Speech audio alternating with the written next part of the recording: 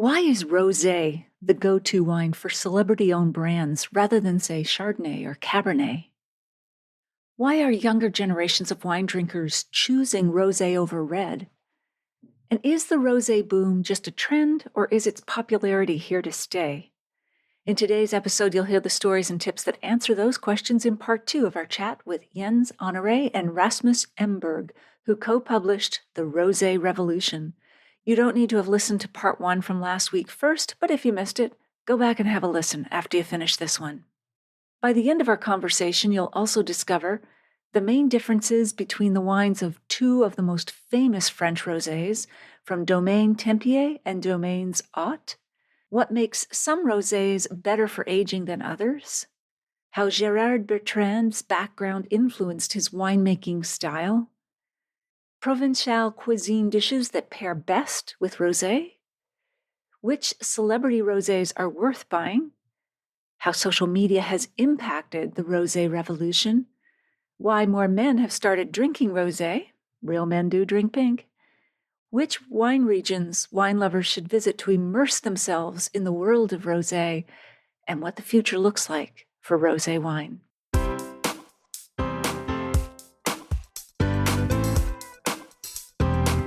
Do you have a thirst to learn about wine? Do you love stories about wonderfully obsessive people, hauntingly beautiful places, and amusingly awkward social situations? Well, that's the blend here on the Unreserved Wine Talk podcast. I'm your host, Natalie McLean, and each week I share with you unfiltered conversations with celebrities in the wine world, as well as confessions from my own tipsy journey as I write my 3rd book on this subject. I'm so glad you're here. Now pass me that bottle, please, and let's get started. Welcome to episode 337. Okay, speaking of rosé, it is not too late to buy mom or another important woman in your life a great bottle of wine. On City TV's Breakfast Television this week, we matched wines to their personalities. Now, picking the right wine for your mom is like finding the perfect Mother's Day card. It should be personal, heartfelt, but not homemade, at least when it comes to the wine. If you truly love your mother, please don't do that. And please don't email me if you make wine at home and now hate me. So how do we match wine to mom's personality? Universal question. I'm about to answer it. All right, so I selected 5 wines, each representing a different type of mom, and we played a little game with the hosts, Tim and Dina. I describe the wine, and then they guess which personality it matches. You can play along, of course. Whether your mom is a foodie, adventurous, social, crafty, or sporty. It's like the grown-up version of the Spice Girls without scary mom. So what are we tasting first? Well, we have the La Vieille Ferme Reserve Brut Sparkling from southern France. This crisp, charming French bubbly punches well above its price point at only $14.50. It's made from Chardonnay primarily, and it has mouth-watering aromas of white peach, green apple, and a whisper of brioche. It's lively with bubbles that tickle your nose. The palate is refreshing, offering notes of lemon zest and pear, all wrapped in fine, persistent bubbles. There's a subtle minerality that comes from the limestone soils that adds depth and elegance. I'd pair this wine with golden-crusted fried chicken, where the satisfying crunch of the coating gives way to juicy, tender meat within, creating a delightful contrast with the wine's effervescence. Or perhaps we could try it with a creamy wild mushroom risotto, slowly stirred to silky perfection, with the earthy fungi releasing their woodsy aromas to complement the subtle brioche notes of the wine. So, Tim, Dana, you listening, based on my description, do you think this bubbly would be best for the mom who is a foodie, adventurous, social, crafty, or sporty? And the hosts answered, "You're absolutely right. This sparkling wine would be perfect for the savvy social mom. She's the one who knows everyone in the neighborhood and throws the best parties. And like this bubbly, she's effervescent and brings joy to every gathering and remembers everyone's birthday." Oh.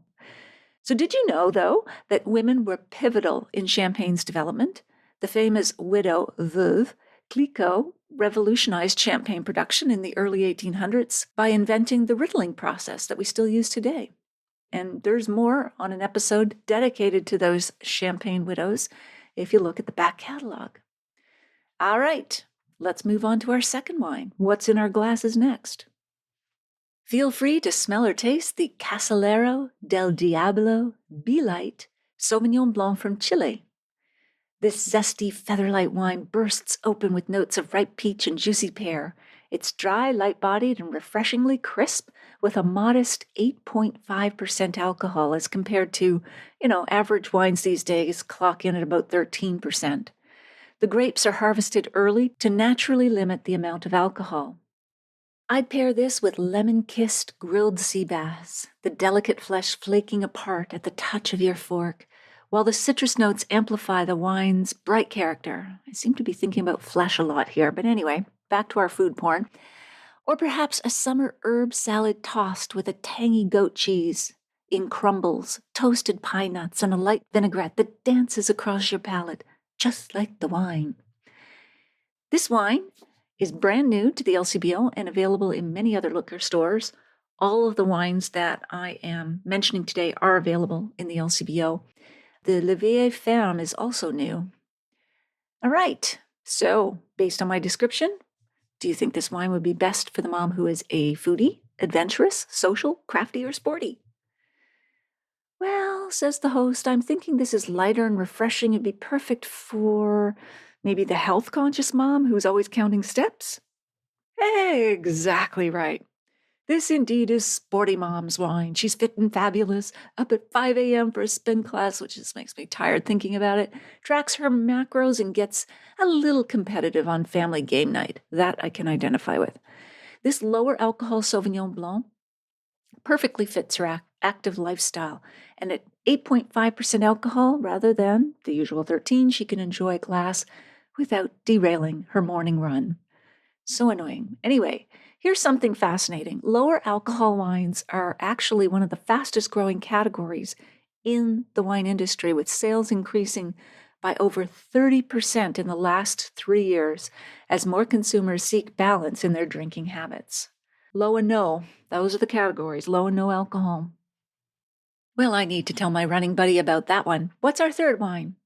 So, feel free to taste Trapiche Reserve Pinot Grigio from Argentina.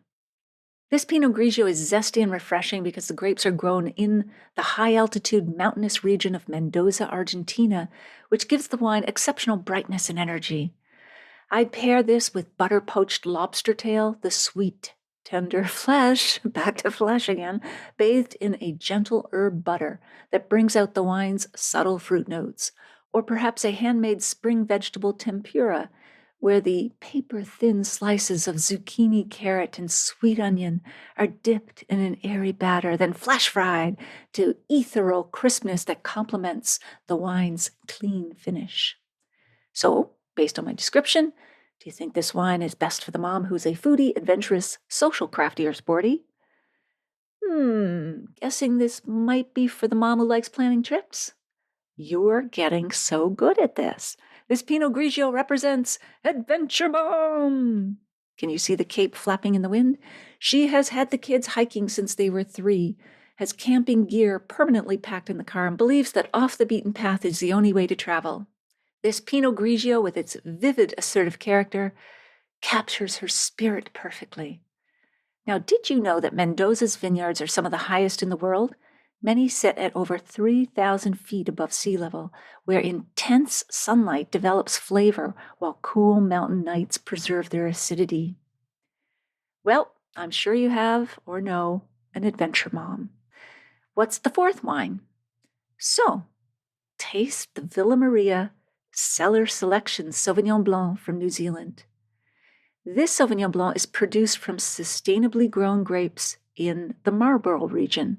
It's incredibly versatile, colorful, and intensely perfumed with passion fruit, mango, lemon lime zest, and herbal notes that are mouth-wateringly long on the palate.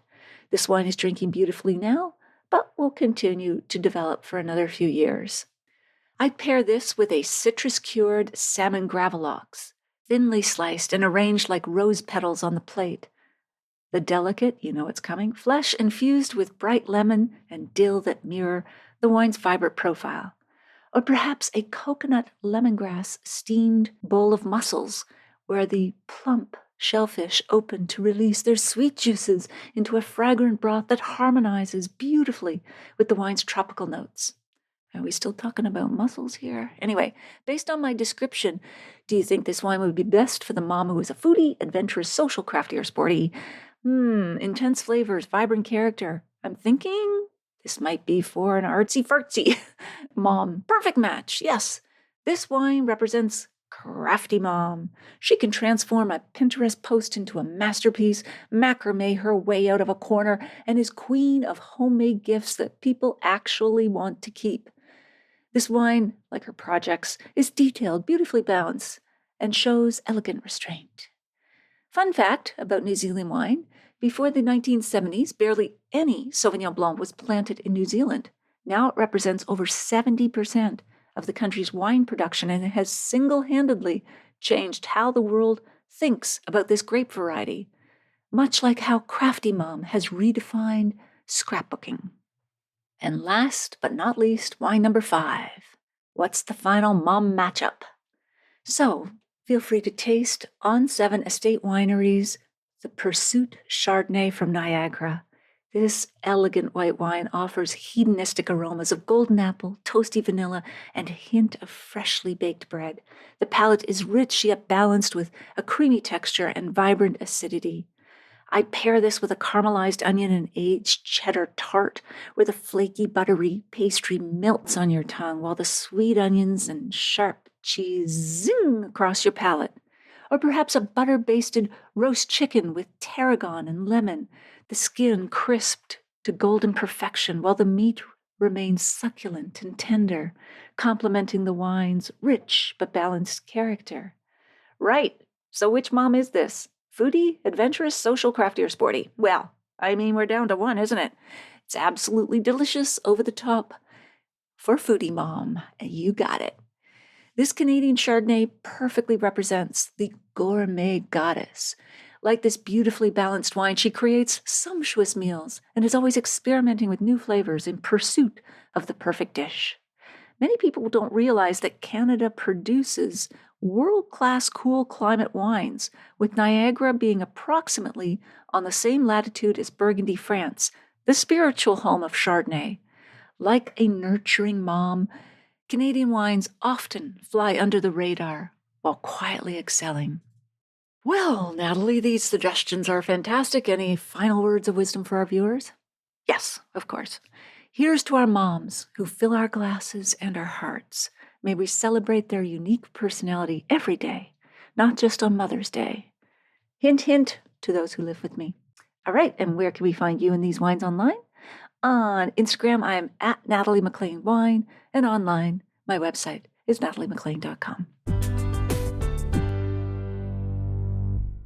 All right, before we move on to today's interview, I'm happy to announce that Chris Sagset of Newburgh, Oregon, has won a copy of Sally Evans' inspiring witty new memoir, Make the Midlife Move, a practical guide to flourishing after 50. I still have 3 copies of the award-winning book Vines in a Cold Climate by Henry Jeffries. If you'd like to win a copy, please email me and let me know you'd like to win. It doesn't matter where you live. I'll choose 3 winners randomly from those who contact me at natalie@nataliemclean.com. In other bookish news, if you're reading the paperback, ebook, or listening to the audiobook of my memoir, Wine Witch on Fire, Rising from the Ashes of Divorce, Defamation, and Drinking Way Too Much, a national bestseller and one of Amazon's best books of the year, I'd love to hear from you at natalie@nataliemclean.com. I would be happy to send you gorgeous, personally signed book plates for the copies you buy or give as gifts. I'll put a link in the show notes to all retailers worldwide at nataliemclean.com/337. The paperback usually arrives within a day or 2 of ordering. Ebook and audiobook are instantly available. Okay, on with the show.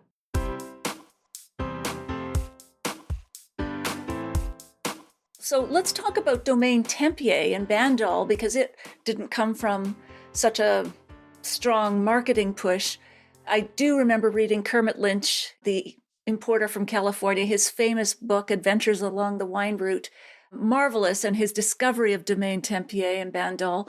How would you differentiate Domaine Tempier from Domaine Haute? Like, give us a picture of Domaine Tempier. First of all, it's a much smaller business. Originally, Domaine Tempier was a wedding gift to Lulu and Lucien Perrault, and they were not very much into winemaking. And we're back in the 30s here, and the phylloxera had been ruining a lot of vineyards around Europe. But Lucien Perrault, he tasted a wine made of Mourvèdre, the grape that is the main grape of Bandol, where Domaine Tempier is located. Bandol is the kind of the western part of Provence. And he kind of wanted to explore this Mourvèdre grape that is very different from, for instance, the Grenache grape. It's a more thicker skin. It's much more complicated. It needs a whole lot of sun to mature and so on. But if you hit it right, you really get some interesting wine. So the big difference is the use of Mourvèdre. And this gives a bit more powerful wine, a wine that can age, which we experienced during some of our visits. How long? How long can it age? For a long time. And actually, Daniel Ravier, who is the winemaker down there now, during one of our visits, we had a tasting. We tasted the recent years, and we tasted one that was from the 90s. And then he just said, well, wait a minute, I'll be back. And then he came back with a bottle. It looked old. He didn't want to show us the vintage, but he served it for us. I mean, this is one of the most incredible wine experiences of the whole trip, of our whole research for this book. A rosé wine still with a beautiful color, a bit more amber. And the taste, of course, it had lost some freshness, but it had developed some complexity, some thick, some dry apricot. It was mind-blowing. And then he showed us the bottle, and it was from 1979. Wow. And this was a kind of a proof that if the wine is good, you can often age a rosé wine and the flavor develops. And Mourvèdre especially is really good for aging wines. Is Mourvèdre better for aging wines because of the tannins or the color pigmentation? Does it make it hold together longer than, say, Grenache? Depending on what wine you're making, but it was a profound experience because when you talk about the different grape varieties, it's like actually you talk about Grenache, the main grape in Chardonnay de Pape, which is like really big red wines, is also really good at aging because it's all depending on the producers. But I mean, just to emphasize the story, what Rasmus told, it was a profound experience for us to see and try that. I mean, I drank a lot of wine in my life. And also he's a humble guy. He's a hardworking guy. It's quite different from some of the other kind of high-end winemakers. They're very super high-end. And also we found it interesting that a guy from Berkeley called Kermit Lynch back in the 70s, when he was a kind of a hippie guy riding around on his motorbike in the south of France, stumbling upon these guys and just saying, this is fantastic. And kind of start taking that kind of wine into the United States. I mean, that's one thing we're going to talk about a little later. But they have a heritage that is really worth putting in the book because it's a totally different approach. It's not outgoing. It's not loud. It's not based on any kind of marketing tricks. But it's like when you get into it and understand what they're doing there and been doing for such a long time, it's a profound wine and it's really, really high-end wine. And it's actually also that specific wine we have here in the book is always sold out. Once you come to the different markets where it's sold, it's gone like that because people who are into rosé wine. And the funny thing is, this is actually a wine that's been around even before we talked about any rosé revolution. That's important that, like Domaine Haute, Domaine Tempier, they have made this rosé wine for many years and didn't really care about trends. Of course, now they experience that they are being sold out every year. I mean, just like Lopez de Heredia from Rioja, they've just been doing what they have been doing all the years. But these are exceptions. And I think talking about aging, Natalie, and you say, can a Grenache-based rosé wine age? And I think because rosé has only been taken seriously for maybe 15, 20 years, with these exceptions that we have just described, it also means that there's a lot of questions that are still unanswered. For instance, Gerard Bertrand, from Languedoc, who today produces the most expensive rosé wine, Clos de Temple. And I think he's produced it for now about 10 years or so. He makes sure that he saves some bottles every year because he also wants to know how the wine is 10, 20, 30 years. But he still doesn't know. He believes his wine, Clos de Temple, can age and develop. But we will see in the future. And that counts for a lot of producers, high quality wine. And what are you showing there, Jens? That is where the top cuvee is made, and it's particularly field where you have this wine. For Gerard Bertrand? Yeah. They're in pyramids. Why are they in pyramids? Because he's a Rudolf Steiner kind of guy. So he believes in the biodynamic winemaking, which is the energy, Rudolf Steiner was this Swiss guy who kind of came up with, it's all named after the Greek gods. Yep. And the top level is called Demeter, Demeter, because he believes, you have to pick the grapes at a certain time according to the moon and all that. The funny thing is that he actually used his own kind of personal experience as a person to kind of develop that system, because he used to be a professional rugby player. Rugby is a very big sport in France. He used to represent France on the national team. He had some liver problems because he got injured. It's a very demanding, tough sport. And he couldn't get well by using his normal doctor. And he kind of started using alternative doctors who believe in that alternative Rudolf Steiner methods. And once he got into winemaking, and Rasmus Emborg said later why he did that, he started to take that method that kind of worked on his own body, say, I'll kind of give that to my own wines as well. He was 2.5 meters, so he's 6'5". Norman Sky used to be a rugby player, but he's the most gentle guy, and he believes in all that astrology and all that. Is fascinating, and that's also what it makes so appealing about these high-end producers in rosé wine. They want to show the world that, we make also really good red wine and white wine and whatever, but we also are able to make this super high-end wine. And he's a kind of a hybrid between Domaine Tempier and Sachet Le Chien at Whispering Angel, because he's both really, really good at marketing, but also it comes from a very profound place. I didn't know that his personal background, how he recovered his own health, is now how he views treating the health of his vines. That's really interesting.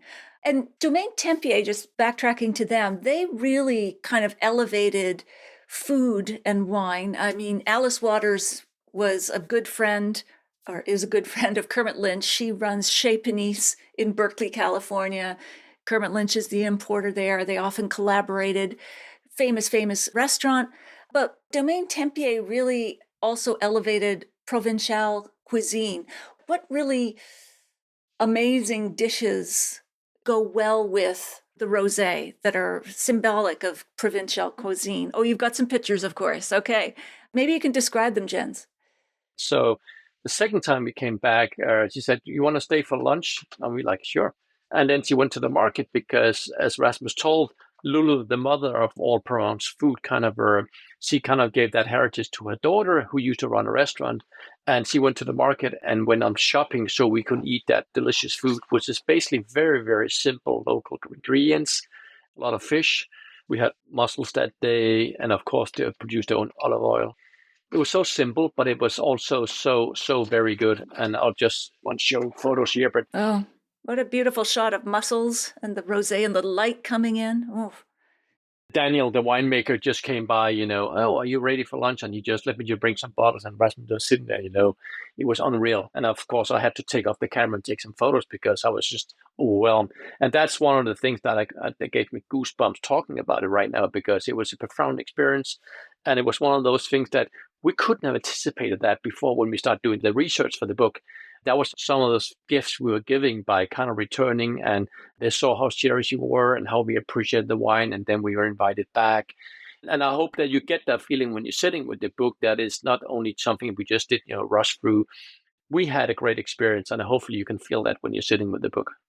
When you're talking about food and wine, as you also see in the book, we had different wines, and you'll find some of the wines are really, really well made for food, especially the Tavel wines, we could talk about later with the Honoré producer. But it's also to show that there's actually a difference between the different rosé wines. Mm-hmm. Now, these producers have become sort of rock stars, celebrities in their own right. But let's talk about celebrities. It just seems like every celebrity that wants to make a wine these days, put their name on it, like a movie star, wants to do rosé. I think John Legend, LVE, and then Brad Pitt and Angelina Jolie, Miraval, John Bon Jovi, who collaborated actually with Gerard Bertrand and made Hampton Water, Kylie Minogue. I mean, there's just so many. Mary J. Blige. Holy smokes. Why do you think they all want to go with rosé? What is it? Because it appeals to so many palates, but why not like a big, bold red or a beautiful round Chardonnay? Why rosé? Well, I think rosé wine is much easier to embrace for a broad audience. It's harder to scare anybody off with a particular kind of wine. I worked a lot for big spirit companies over the years. We always did those campaigns. We know that if you're marketing like cognac in the United States, you're catering to a black audience. So there's all these different categories where rosé wine, they have a lot of lovers, but they don't have any enemies. It's not talked down upon. So you can be like a serious musician, you can be a rocker, you can be like a pop star, whatever you are, you can always embrace rosé wine. And it's not a coincidence they've done that, because you all know when you sit at a restaurant, you sit with a thick book of wines you can pick from the menu, and people sitting getting sick and tired about what wine to pick, where you just sit around the table, let's have a glass of rosé wine. And I think that approach, when you're just a celebrity and not a good winemaker, it's way more bankable and easier to market wherever you are, and especially if you're a global star. Funny enough, we tried a lot of those wines, Rasmus and I, and I'll tell you, some of them are pretty good, big bang for the buck. What are your favorites? Hampton Waters is a great wine for the money.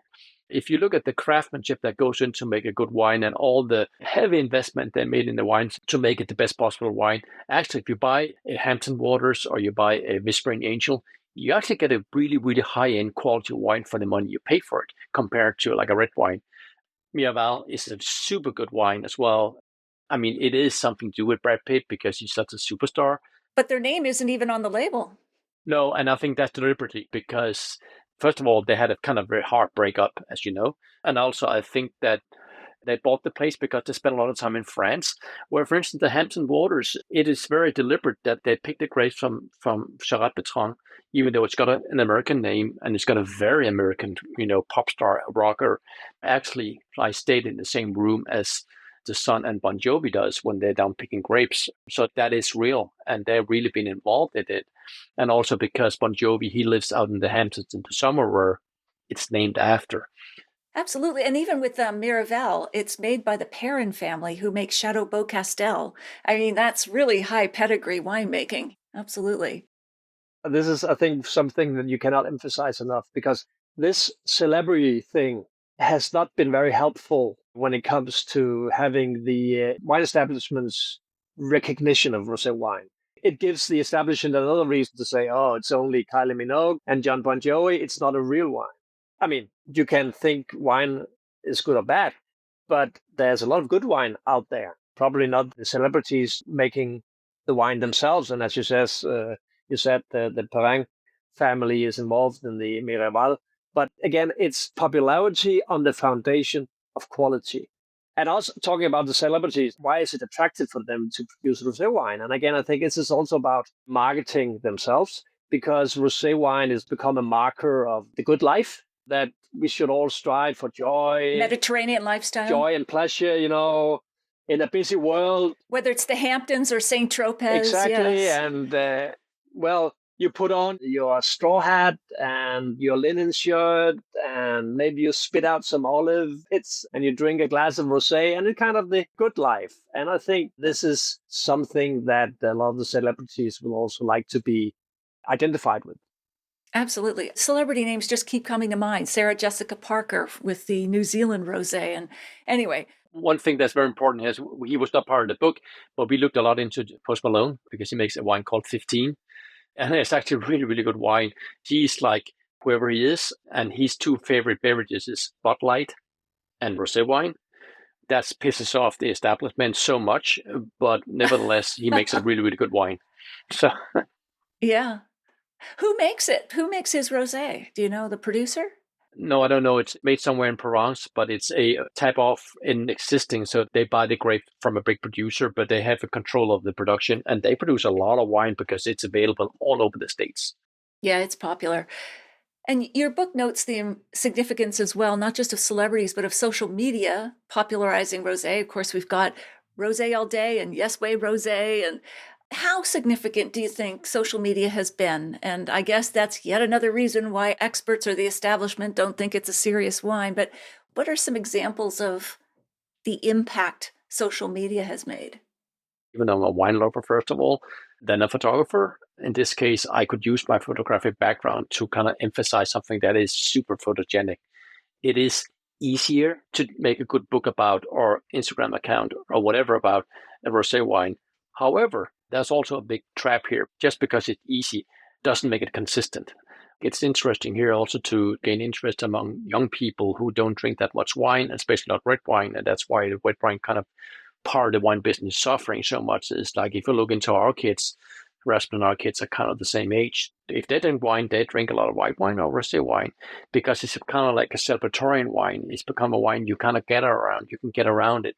You don't disagree about it. You don't sit there and be talked down upon if you don't know the terroir, the grapes or whatever. You just think it's great. It's tasteful and it's a happy wine. That whole thing about the celebrity thing, even though among the establishment, as Rasmus mentioned, could hurt the wine, that has the opposite effect among all the consumers, because my daughter who lives in London, she doesn't care about a wine writer, Robert Parker, who's been very important for the wine business. He does not talk about rosé wine that much. My daughter doesn't know who he is and she doesn't care. What she cares about is that she's going to meet up at university on a Friday with a bunch of friends. They don't drink a bottle of red wine, they drink a bottle of rosé wine. And if it's endorsed by a rapper or rock music, whatever it is, it's only enhancing that experience. It's true. It's true. And yet Jean-François Ott warns of rosé fatigue. Do you think this trend, if it's a trend of rosé, there's a risk of too much rosé or that people will swing back to something else?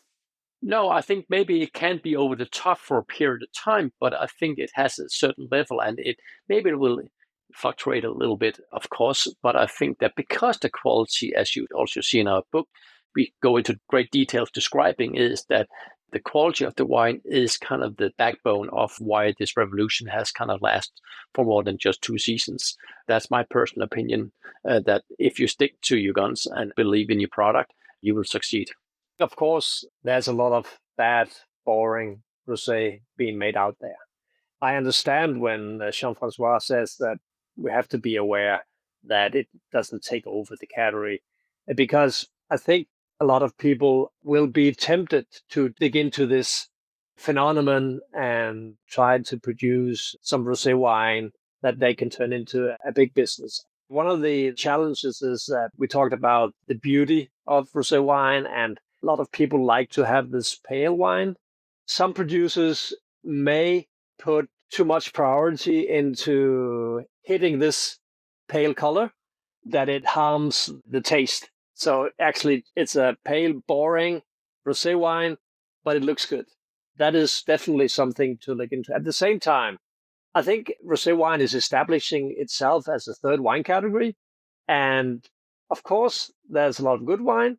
And of course, there's a lot of bad wine. But this is the same thing when you look into the red wine category or the white wine category. So I think what we will see in the future will pretty much be the same as you have seen in the red and the white category. We still will see the quality develop. When it comes to also the higher price points, there will be definitely a demand for it. Just to look at the figures for the homeland of wine, France, I think today it's 3 out of 10 bottles now. That is rosé wine. The global consumption of wine, it's about 1 out of 10 bottles. Maybe the growth will not be as significant as it has been the past 15, 20 years. But I think we are seeing a trend where red wine is giving away market shares to the rosé wine, whereas white wine kind of has a more stable position. Yeah, I would agree, because the red wine, of course, it tends to go with heavier foods. I'm generalizing, and we're turning now to lighter foods. People want lower alcohol wines, all of this. So tastes are changing, health concerns, and all the rest of it. One of the big changes, though, too, and you two are case in point, is that more and more men are drinking rosé. How did that happen? Was there particular marketing or just Rosé was stereotypically the drink of women, along with Pinot Grigio, Prosecco, and Chardonnay. What's going on with rosé and men? A lot of my guys, they subscribe to Wall Street Journal Wine Club, which is a fantastic wine club, but it's over the top, big bold, Napa Valley. And I used to be a big fan of Barolos as well and Chardonnay de Pape's wine, but it's just like I'm also getting older and sitting drinking 16, 17% wine. Also the white wine, that barrel, popcorn, Chardonnay. I don't know. I just one day was like, I just had enough, and then by revisiting some of those wine I used to drink, I kind of came back to Tavel, which is also one of the producers in the book, and just like, where have you been all my life? And I just fell for it right away. And then without knowing the rest, exactly in that time had bought a vineyard in Provence. I started exploring as well and found a lot of, some of the old brands I used to go to were still bad. Mateus, very important, iconic photo of Jimi Hendrix and him in the bottle, but that was still bad. But I found so many new kind of producers I never heard about before, and it was kind of revelation. And it kind of brought me back to wine because I was just like, when he went down to my wine cellar, looked at the same stuff, it's just like I was not passionate about it anymore. And wine and passion to me is two kind of equal things. Absolutely, and you make a great point. As the population ages, I think it gravitates towards lighter wines, not just overall health concerns, but as we age, we want to moderate consumption. So that would make complete sense in terms of why people would be going toward rosé. So if people wanted to immerse themselves in the world of rosé, where would you tell them to travel? Would you suggest Provence, or where should they go? Tavel, we haven't had a chance to explore Tavel, I just should mention so that people have a grounding, but it's a region in the Rhone Valley of France that makes only rosé and makes pretty full-bodied, very flavorful rosé. And I think it was the king was passing by there and said it had a duty to make rosé. It was the best wine in the world or whatever. But where would you advise people to visit? Tavel, Provence, or would you tell them to take a road trip around some different regions? Well, I might be biased here, but probably would recommend them to start with Provence. Give me a call and come by and have a glass. Oh, you'll get people taking you up on that. Provence is the heartland of rosé. And it's not only about what's been going on the past 15, 20 years. I mean, rosé has been big in Provence for many, many years. And as we've talked about a lot now, that some really good wine is being made now. But please allow yourself to explore the world. Go to Champagne and see how they deal with rosé. Where it's the most expensive champagne, the rosé champagne. Exactly. The hardest to make, yeah. Because the red wine you put into the champagne also needs to be from the Champagne area. And actually, it's quite tough to do a good Pinot Noir in this cold area. But yeah, with global warming, it's getting easier. And then you have the kind of the old wine countries like Spain and Italy. They are on the move. Spain produces a whole lot of rosé. Well, and you mentioned Heredia, like another one that we didn't get to dive into because of time, but they age their rosés 10 years before they release them. Is that correct? They do everything opposite from everybody else. I mean, most producers want their wine to be fresh, no oxidation, and they actually want to put it on the market just after they have picked the grapes, just to cut it short. Lopez de Heredia, they put the wine in big oak barrels where they get a lot of oxidation, and then they age wine for at least 10 years. And I mean, it's a splendid wine. However, it's very difficult to get because they produce a very low number of bottles. And actually, every now and then, some years they don't produce rosé wine because they don't think the grapes are good for rosé wine that year. They skip 5 vintages. Oh, wow. Germany is developing. United States, we have 2 producers, Daewoo from California and Wolfer from Long Island. They seem to be following this Provence style rosé, the pale, crisp, dry wine, but using different grapes. Well, Daewoo also uses Grenache, but Wolfer has the workhorse of their rosé wine is Merlot. So even though the style is the same, you have some differences. And this is what you experience when you dig into the world of rosé, is that you find out that rosé is not just rosé. It's very diverse, and it brings you a lot of great experiences. Absolutely. And I have to add, in Canada, our rosés are spectacular. We have a cool climate, of course. We excel at Pinot Noir, Riesling, cool climate Chardonnay, but the rosés, both still and sparkling, are pretty amazing. It's just most of them don't get outside of the country because the production is small and artisanal, but rosés in Canada are very much worth trying. So you have to come here. Yeah, we'll have to go. Yes, you must visit. So Niagara, which, just borders the U.S., the Okanagan Valley in B.C., Nova Scotia, the Annapolis Valley, even the Quebec in the eastern townships, another one of the warmer areas in Quebec. Those are the 4 major grape-producing rosés. There's fruit wineries in other provinces, but those are well worth visiting. So for your next edition, I was up in Nova Scotia for wine tasting. We had Riesling and we also had Gewürztraminer. That was pretty good. And we had some Canadian ice wine, which was really good. Yeah. Where were you tasting? Which winery? I don't remember. We visited 5 different ones in 2 days. And I was actually up there doing a photo session and we had like some extra time. There was our producer who was local who said, "You got some extra time? You like wine?" Sure. Like we just like, yeah. Yeah. Oh, that's terrific. This has been terrific, this conversation. I want to thank you both. I know there's parts, we'll have to have a part 2 sometime, but is there anything we haven't covered that you want to mention before we wrap up? I just want to show the camera I used. I brought it up here. That gave us a lot of challenges as well as some great experiences. That's the camera. It's like old-fashioned, like accordion, like not the lens, but the attachment to it. You just need this. What does that do? Oh, and he puts the thing over his head? Yes. Like the old-fashioned kind? Yeah. Is that what you were using to photograph the book? That Jens used for all the portraits. For us, it's a way to show that this is professionalism, it's craftsmanship, it's artistry. I mean, for that reason, we don't use stock photos. My writing is not based on press releases. Everything we write is something that we have experienced. And we really hope that this joyride that it's been to make this book, that when you read the book, that you can actually feel this. And all these experiences that we have had, and we've just mentioned a few of them here today, Natalie, that you just get a hint of them. And maybe it gives you the urge to visit some of the places and travel around the world and get some of the experiences we have had. Your book would be actually a perfect bucket list, like a checklist. Your 13 producers, read the story, the backstory, and then go visit. Like, I think that would be a great way to organize vacations for the next 13 years at least. I think that everybody should get your book and have fun with it that way. Or at least do a tasting at home with all the wines you tasted. So, Natalie, do you have a favorite rosé? Well, rosé is my go-to, and I tend to drink Tavel. I kind of buy it by the case.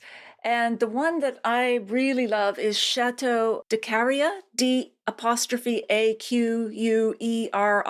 de Caria. I just love it. It's the Saunier method. To me, it's got all the flavor of a lovely red wine. I used to drink Pinot Noir a lot, but I've kind of migrated to rosé, but none of the downside of oak, tannin, high alcohol, whatever. The alcohol can get up there with Tavel, but I just find it a refreshing drink because you can chill it too. So, yeah. Sounds good. Thank you so much, both of you. This has been marvelous. I could definitely talk to you for a couple more hours. Where can we find you both online, you and your book?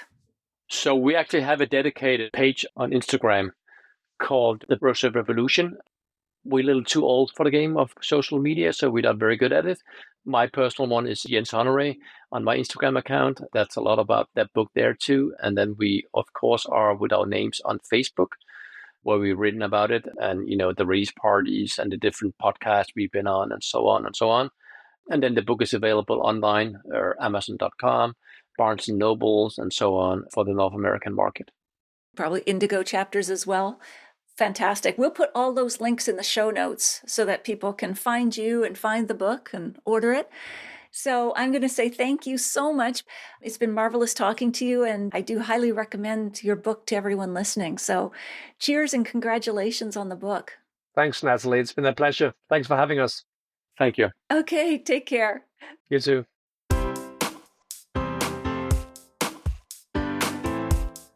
Well, there you have it. I hope you enjoyed our chat with Jens and Rasmus. Here are my takeaways. Why is rosé the go-to wine for celebrity-owned brands rather than, say, Chardonnay or Cabernet? As Rasmus and Jens explain, rosé is much easier to embrace for a broad audience. Rosé has a lot of lovers, but it doesn't have a lot of haters. So you could be a serious musician, a rock star, a pop star, movie celeb, whatever, and embrace rosé. And when you're a celebrity and not a winemaker, it's also far more bankable and easy to market. The two of them have tried a lot of these rosés, and some of them are pretty good, they think. A pretty big bang for your buck. So think Brad Pitt's Miraval, John Legend, I think it's LVE. Sarah Jessica Parker often works with a brand called X or Vivo or something. John Bon Jovi has Hampton Water, Cameron Diaz, and Kylie Minogue. Number 2, why are younger generations of wine drinkers choosing rosé over red? Rasmus and Jens observe that young people don't drink a lot of red wine, but they do drink white and rosé because it's a very celebratory wine, the rosé. It's become a wine that you gather round, you don't disagree about it, you can't talk down to someone because they don't know the terroir and the grapes, etc. And if the rosé is endorsed by a rapper or movie star, whatever, it enhances the experience. And number 3, is the rosé boom just a trend, or is its popularity here to stay? Well, the two believe that rosé has established itself firmly as a third wine category. They expect quality will continue to improve along with higher price points, and that there'll still be a lot of boring rosé produced. In France, 3 out of 10 bottles consumed are rosé. Globally, it's about 1 out of 10. They see a continued trend of rosé taking market share away from red wine, whereas white wine will be stable. In the show notes, you'll find a full transcript of my conversation with Jens and Rasmus, links to their websites and book, the video versions of these conversations on Facebook and YouTube Live, and where you can order my book online no matter where you live, including the Amazon. You could have Amazon deliver it to you in the Amazon. Now, if you missed episode 324, go back and take a listen. I chat about why Languedoc wines are capturing worldwide attention, including their rosés, with author Rosemary George. I'll share a short clip with you now to whet your appetite. So how would you define the Languedoc's identity compared to Roussillon? They are completely different, because Roussillon was part of Spain until the Treaty of the Pyrenees, was it 1659? And the Languedoc is French. I mean, Roussillon speaks Catalan. They see themselves as northern Catalonia. That the Pyrenees for Roussillon is unifying. It does not divide them from Spain. It unites them. Whereas Languedoc speaks Occitan, and it has a different history. And the wine, because the key grape variety of Roussillon is Grenache, and that was also used for Vin doux Naturel. Fortified wines that like Banyuls and Maury and Rivesaltes. They are the ones that matured in barrel and last for years. One of the great wines in the world, and totally underappreciated. Languedoc doesn't have that tradition to the same extent.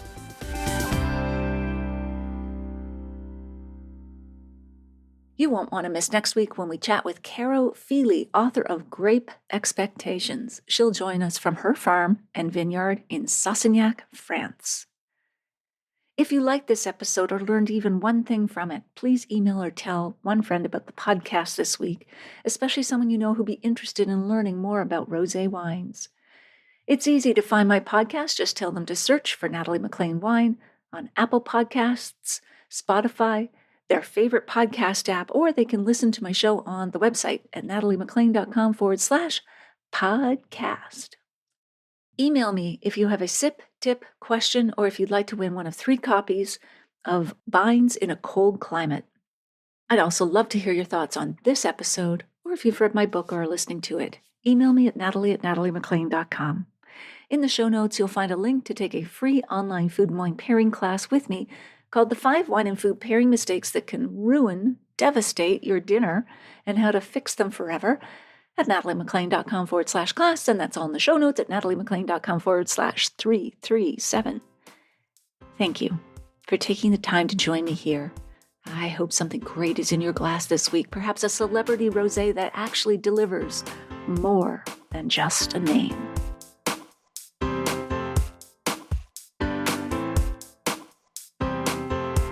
You don't want to miss one juicy episode of this podcast, especially the secret, full-bodied bonus episodes that I don't announce on social media.